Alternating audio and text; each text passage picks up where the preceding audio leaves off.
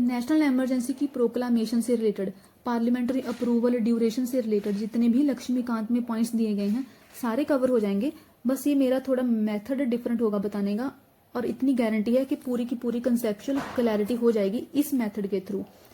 सबसे पहले मैं एक पॉइंट ही रीड कर देती हूँ, लाइन रीड कर देती हूँ लक्ष्मीकांत का। That the proclamation of emergency must be approved by both houses of the parliament within 1 month from the date of its issue. देखिए, प्रेसिडेंट इमरजेंसी डिक्लेयर करेगा, उसने उसकी डेट ऑफ इशू कितनी है, जब उसने इमरजेंसी को प्रोक्लेम करा या फिर जब प्रेसिडेंट ने इमरजेंसी को डिक्लेयर करा, से वो डेट है 1 अक्टूबर। अब इस 1 अक्टूबर से लेकर 1 नवंबर तक, मतलब कि विद इन 1 month, जो पार्लियामेंट के दोनों हाउसेज हैं, that is Lok Sabha and Rajya Sabha, दोनों को separately with special majority national emergency को अप्रूव करना होगा, तभी फिर नेशनल इमरजेंसी लगेगी। डेट ऑफ इशू कितनी थी? 1 अक्टूबर। 1 नवंबर तक का टाइम है दोनों हाउसेज के पास नेशनल इमरजेंसी को अप्रूव करने का। अब ये जो 1 month का टाइम है, पहले ये कितना था? 2 month। 44 अमेंडमेंट से ही इसको रिड्यूस करके 1 month कर दिया गया, और ये जो स्पेशल मेजोरिटी वाली प्रोविजन है, इसको भी 44 अमेंडमेंट से ही ऐड करा गया। इससे पहले सिंपल मेजोरिटी से ही काम हो जाता था। अब देखिए, दोनों हाउसेज ने अप्रूव कर दिया, ठीक है, तो नेशनल इमरजेंसी अब 6 month तक चलेगी। दोनों हाउसेज की अप्रूवल के बाद नेशनल इमरजेंसी 6 month तक चलेगी, और हर 6 month तक ये टाइम पीरियड को एक्सटेंड करा जा सकता है, और हर 6 month पार्लियामेंट की अप्रूवल भी लेनी होगी। ये जो पीरियोडिक अप्रूवल है कि हर 6 month अगर नेशनल इमरजेंसी को एक्सटेंड करना है तो उसके लिए हर 6 month पार्लियामेंट की अप्रूवल लेनी होगी, और ये प्रोविजन भी 44 अमेंडमेंट से ही ऐड करी गई थी। अब देखिए, यहाँ पर ये देखने वाली चीज है कि 6 month, हर 6 month पार्लियामेंट से अप्रूवल लेके कितना भी लंबा टाइम, इंडेफिनिट टाइम तक नेशनल इमरजेंसी को लगाया जा सकता है। अब इसमें एक ना सिचुएशन बनती है, देखिए, जो राज्यसभा है वो तो परमानेंट हाउस है, वो कभी भी डिसॉल्व नहीं होता है, बट लोकसभा डिसॉल्व हो जाती है। अच्छा, इससे पहले 3 चीजें हैं, एक होती है सस्पेंशन, हाउस को सस्पेंड करना, और एक चीज होती है डिसॉल्व करना, और एक होता है हाउस का एबॉलिश हो जाना। इन तीनों का डिफरेंस पता होना चाहिए इमरजेंसी को समझने के लिए। सस्पेंड होने का मतलब क्या है कि हाउस में मेंबर्स तो हैं, से अगर लोकसभा की एग्जांपल लें तो लोकसभा में मेंबर्स तो अवेलेबल हैं, बट उनके पास कोई भी पावर नहीं है। तो इसका मतलब क्या है कि हाउस, मतलब कि जो लोकसभा है वो सस्पेंड हो चुकी है। अगर डिसॉल्व की बात करें तो इस केस में क्या है कि हाउस में कोई मेंबर ही नहीं है, लोकसभा में कोई भी मेंबर नहीं है, अब कोई मेंबर नहीं है, तो इसके लिए फ्रेश इलेक्शंस कंडक्ट करवाने होंगे, तभी तो हाउस में मेंबर आएंगे। इस केस में कोई भी इलेक्शन की बात नहीं है, क्योंकि हाउस में मेंबर्स हैं बट उनके पास जस्ट पावर्स नहीं है। अबॉलिश होने का मतलब क्या है कि हाउस ही नहीं है, कोई हाउस है ही नहीं। ऐसी सिचुएशंस तो रहती नहीं है, बट इसका मतलब है कि कोई हाउस है ही नहीं।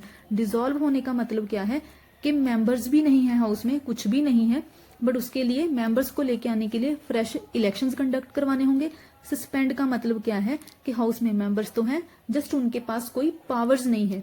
तो अब देखते हैं, अगर देखिए, ये तो हो गया कि प्रेसिडेंट ने प्रोक्लेम करा, विद इन 1 month दोनों हाउस ने अप्रूव कर दिया इमरजेंसी, और ऐसे ही फिर 6 month करके हर बार पार्लियामेंट की अप्रूवल लेके इनडेफिनेट पीरियड तक इमरजेंसी चलती रहेगी।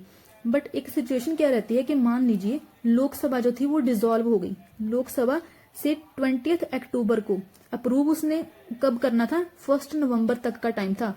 1 नवंबर से पहले पहले लोकसभा को भी अप्रूव करना था, बट 20 अक्टूबर को ही लोकसभा डिसॉल्व होगी, मतलब कि बिना अप्रूव करे ही। तो इसके बाद फिर क्या होगा? क्योंकि अब डिसॉल्व हो चुकी है, हाउस में कोई मेंबर ही नहीं है, फ्रेश इलेक्शंस कंडक्ट करवाने पड़ेंगे विद इन 6 month। तो एग्जाम्पल क्या है कि मान लीजिए कि 15 दिसंबर तक इलेक्शंस हो चुके हैं। अब क्योंकि लोकसभा आ चुकी है, न्यू लोकसभा हाउस में आ चुकी है, न्यू मेंबर्स आ चुके हैं हाउस में, तो उनकी फर्स्ट मीटिंग होगी, फर्स्ट सिटिंग होगी। तो मान लीजिए कि 20 दिसंबर को लोकसभा की फर्स्ट सिटिंग होती है।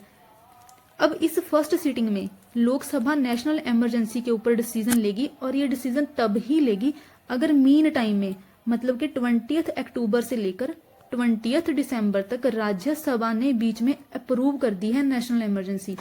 तो लोकसभा क्या डिसीजन लेगी, या तो अगर राज्यसभा ने इमरजेंसी को अप्रूव करा हुआ था तो लोकसभा ये डिसाइड करेगी कि क्या इस नेशनल इमरजेंसी को कंटिन्यू करना है या फिर डिसकंटिन्यू करना है। अगर तो लोकसभा इसको कंटिन्यू करेगी, अब ये नई लोकसभा की बात हो रही है आफ्टर इट्स रिकॉन्स्टिट्यूशन, नई लोकसभा बनने के बाद। तो अगर लोकसभा ने कहा कि नेशनल इमरजेंसी कंटिन्यू रहेगी तो फिर से सेम प्रोसेस ये वाला चालू हो जाएगा कि एट ए टाइम 6 मंथ। उसके बाद अगर फिर से 6 मंथ करना है तो तब फिर पार्लियामेंट से अप्रूवल लेनी पड़ेगी। बट अगर लोकसभा ने कहा कि नहीं हम नेशनल इमरजेंसी को डिसकंटिन्यू रखेंगे तो तब क्या होगा, 30 डे तक, मतलब कि 20 दिसंबर से लेकर 30 डे जितने भी होंगे उन 30 डेज तक ही नेशनल इमरजेंसी कंटिन्यू रहेगी। तो थोड़ा सा रिवाइज कर लेते हैं। पहले क्या है, नॉर्मल सिचुएशंस, जब दोनों ही हाउसेज हैं, लोकसभा डिसॉल्व नहीं हुई है, उस केस में क्या है कि डेट ऑफ इशू से लेकर जब प्रेसिडेंट ने डिक्लेयर और विद इन 1 मंथ फिर दोनों हाउसेज ने अप्रूव करा, उसके बाद 6 मंथ करके नेशनल इमरजेंसी चलती रहेगी इंडेफिनेट पीरियड के लिए। बट हर 6 मंथ के लिए पार्लियामेंट की अप्रूवल लेनी पड़ेगी। और ये जो दोनों हाउसेज अप्रूव करेंगे ये स्पेशल मेजोरिटी से होंगे। और जितनी भी ये सारी प्रोविजंस हैं ऐड करी गई 44 अमेंडमेंट से। बट अगर लोकसभा हो जाती है डिसॉल्व, तो डिसॉल्व होने का मतलब क्या है कि फ्रेश इलेक्शंस कंडक्ट करवाने होंगे।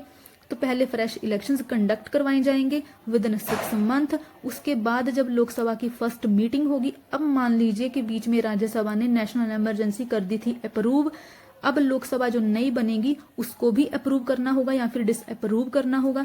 और अगर लोकसभा ने कहा कि हम कंटिन्यू रखेंगे इस नेशनल इमरजेंसी को, तो ऐसे सेम प्रोसेस चलता रहेगा 6 मंथ वाला। बट अगर लोकसभा ने कहा कि नहीं हम डिसकंटिन्यू करेंगे, तो राज्यसभा ने जो पहले अप्रूव करी थी, अब क्या होगा, ये जो नेशनल इमरजेंसी होगी फर्स्ट सीटिंग से लेकर दैट इज 20 दिसंबर से लेकर 30 डे तक ही कंटिन्यू रहेगी। मतलब कि अब 31 दिसंबर तक 30 दिन तक ही चलेगी। 31 दिसंबर को इमरजेंसी जो होगी वो नेशनल इमरजेंसी खत्म हो जाएगी। तो ये फर्स्ट सीटिंग से लेकर 30 डे तक का पीरियड कब होगा, जब राज्यसभा ने बीच में अप्रूव कर दिया है। तो ये था सारे का सारा प्रोसेस नेशनल इमरजेंसी लगाने का।